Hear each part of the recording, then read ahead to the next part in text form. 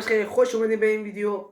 بچه‌ها ویدیو قبل خیلی حمایت کردید، 3 تا هم مشترک گرفتیم و خیلی هم خوب شد دیگه. کانالمون 5 تا فالوور داره، 5 تا هم مشترک داره و ویدیو قبلی هم 53 تا بازدید گرفت. بچه‌ها بازی ورد بلاکس، یعنی توش مثلا نقش خدا رو داریم. باید من یه فصل ارباب حلقه ها رو شروع کردم، چون دیگه خب فکر کنم بیشترتون بدون چطور بازیه.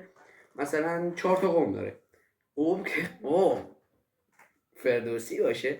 4 تا قوم داره، یکیش ارگان، مثل اون فیلم ارباب حلقه ها، انسان ها، اون کوتوله ها رو اسمشون یادم نمیاد، با الفا. این 4 تا هست. من 4 تا زمین ساختم، توش طلا و سنگ درخت و اینا همه چیز گذاشتم و قراره این ویدیو فقط 100 سال به اینا وقت بدیم خودشون رو پیشرفته کنن.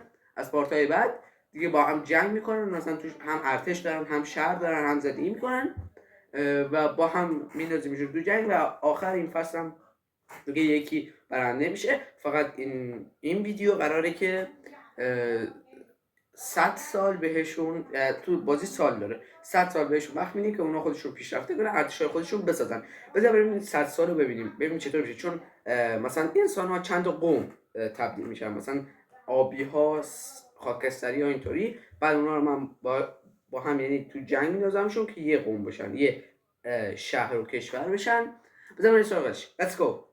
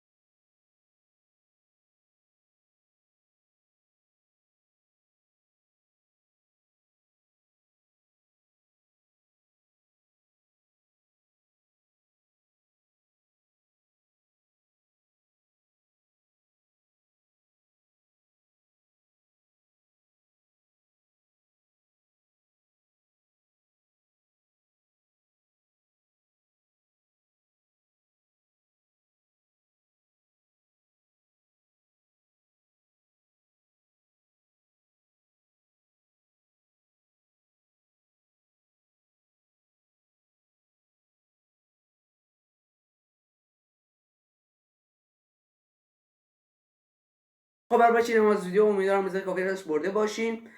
بچه‌ها الان 100 سال بهشون وقت دادیم دیگه، همشون قدرتمند شدن. مثلا انسان ها چند تا شهر دارن و یه عالمه هم ارتش. از پارت بعد دیگه با هم میجنگن و همین دیگه. بذار بریم سراغ پارت بعد که خیلی قراره هیجان انگیزتر بشه. تا ویدیو بعد شما رو به دسته و خداوند بزرگ میسپارم.